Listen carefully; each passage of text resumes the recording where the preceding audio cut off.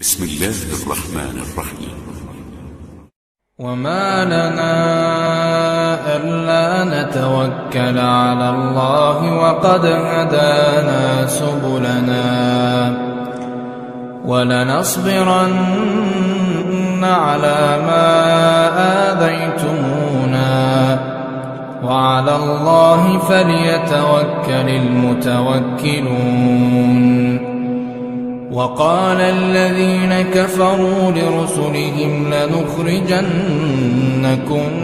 من أرضنا أو لتعودن في ملتنا فأوحى إليهم ربهم لنهلكن الظالمين ولنسكننكم الأرض من بعدهم ذلك لمن خاف مقامي وخاف وعيد. واستفتحوا وخاب كل جبار عنيد من ورائه جهنم ويسقى من ماء صديد يتجرعه ولا يكاد يسيغه ويأتيه الموت من كل مكان وما هو بميت ومن ورائه عذاب غليظ. مثل الذين كفروا بربهم أعمالهم كرماد اشتدت به الريح في يوم عاصف لا يقدرون مما كسبوا على شيء ذلك هو الضلال البعيد. يا قوم لا أسألكم عليه مالا إن أجري إلا على الله وما أنا بطارد الذين آمنوا إنهم ملاقو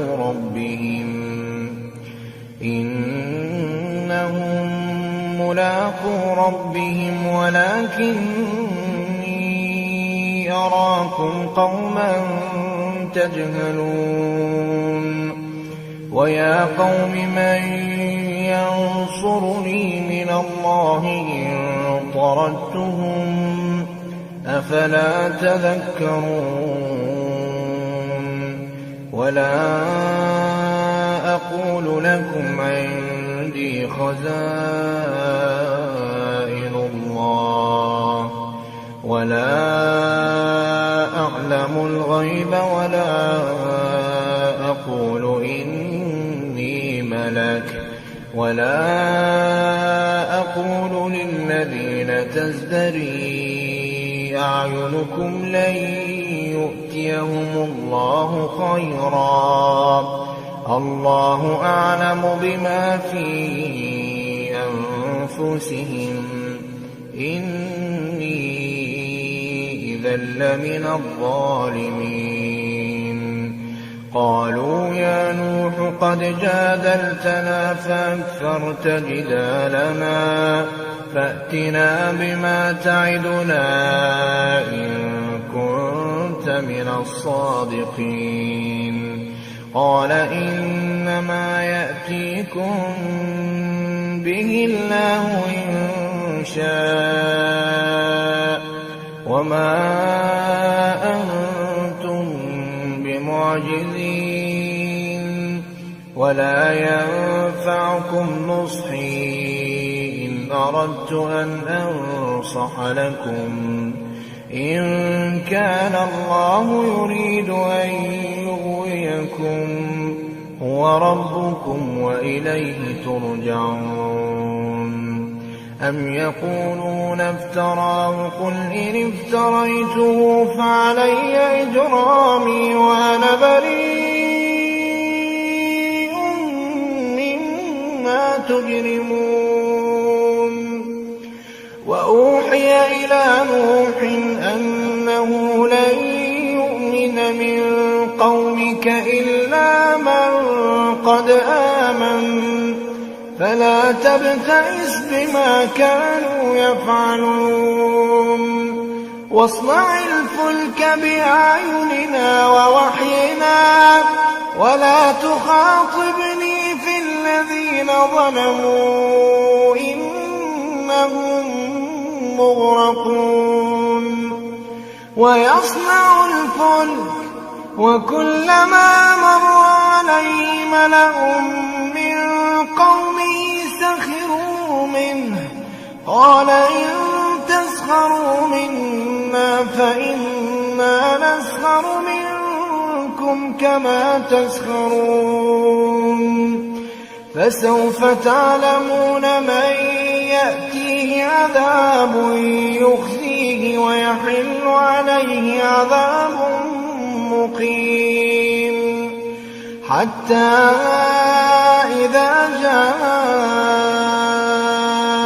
أمرنا وفارت النور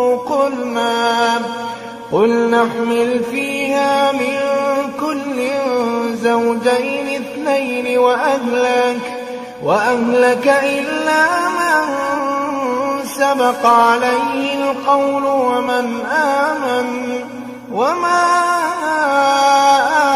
معه إلا قليل وقال اركبوا فيها بسم الله مجريها ومرساها إن ربي لغفور رحيم وهي تجري بهم في موج كالجبال ونادى نوح ابنه وكان في معزل يا بني اركب معنا ولا تكن مع الكافرين قال سآوي إلى جبل يعصمني من الماء قال لا عاصم اليوم من أمر الله إلا من رحم وحال بينهما الموج فكان من المغرقين وقيل يا أرض ابلعي ماءك ويا سماء أقلعي وغيض الماء وقضي الأمر واستوت على الجودي وقيل بعدا للقوم الظالمين ونادى نوح ربه فقال رب إن ابني من أهلي وإن وعدك الحق وأنت أحكم الحاكمين قال يا نوح إنه ليس من أهلك إنه عمل غير صالح فلا تسألني ما ليس لك به علم إني أعظك أن تكون من الجاهلين قال رب إني أعوذ بك أن أسألك ما ليس لي به علم وإلا تغفر لي وترحمني يكن من الخاسرين قيل يا نوح اهبط بسلام منا وبركات عليك وعلى ممن معك وأمم سنمتعهم ثم يمسهم منا عذاب أليم تلك من أنباء الغيب نوحيها إليك ما كنت تعلمها أنت ولا قومك من قبل هذا فاصبر إن العاقبة للمتقين. ألف لام ميم. تلك آيات الكتاب الحكيم هدى ورحمة للمحسنين الذين يقيمون الصلاة ويؤتون الزكاة وهم بالآخرة هم يوقنون أولئك على هدى من ربهم وأولئك هم المفلحون. ومن الناس من يشتري لهو الحديث ليضل عن سبيل الله بغير علم ويتخذها هزوا أولئك لهم عذاب مهين. وإذا تتلى عليه آياتنا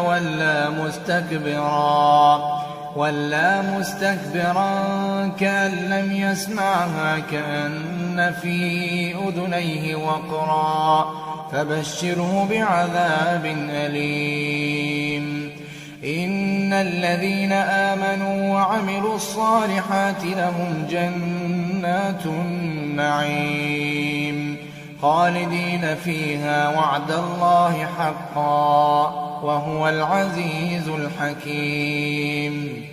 خلق السماوات بغير عمد ترونها وألقى في الأرض رواسي أن تميد بكم وبث فيها من كل دابة وأنزلنا من السماء ماء فأنبتنا فيها من كل زوج كريم. هذا خلق الله فأروني ماذا خلق الذين من دونه بل الظالمون في ضلال مبين. ولقد آتينا لقمان الحكمة أن اشكر لله ومن يشكر فإنما يشكر لنفسه ومن كفر فإن الله غني حميد. وإذ قال لقمان لابنه وهو يعظه يا بني لا تشرك بالله إن الشرك لظلم عظيم. ووصينا الإنسان بوالديه حملته أمه وهنا على وهن وفصاله في عامين أن اشكر لي ولوالديك إلي المصير. وإن جاهداك على أن تشرك بي ما ليس لك به علم فلا تطعهما وصاحبهما في الدنيا معروفا واتبع سبيل من أناب إلي ثم إلي مرجعكم فأنبئكم بما كنتم تعملون. يا بني إنها إن تك مثقال حبة من خردل فتكن في صخرة أو في السماوات أو في الأرض يأت بها الله إن الله لطيف خبير. يا بني أقم الصلاة وأمر بالمعروف وانه عن المنكر واصبر على ما أصابك إن ذلك من عزم الأمور. ولا تصعر خدك للناس ولا تمش في الأرض مرحا إن الله لا يحب كل مختال فخور واقصد في مشيك واغضض من صوتك إن أنكر الأصوات لصوت الحمير ألم تروا أن الله سخر لكم ما في السماوات وما في الأرض وأسبغ عليكم نعمه ظاهرة وباطنة ومن الناس من يجادل في الله بغير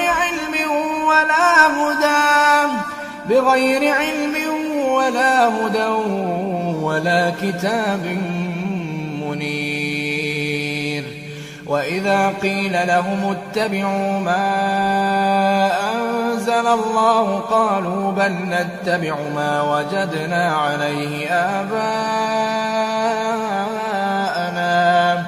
أولو كان الشيطان يدعوهم إلى عذاب السعير ومن يسلم وجهه إلى الله وهو محسن فقد استمسك بالعروة الوثقى وإلى الله عاقبة الأمور.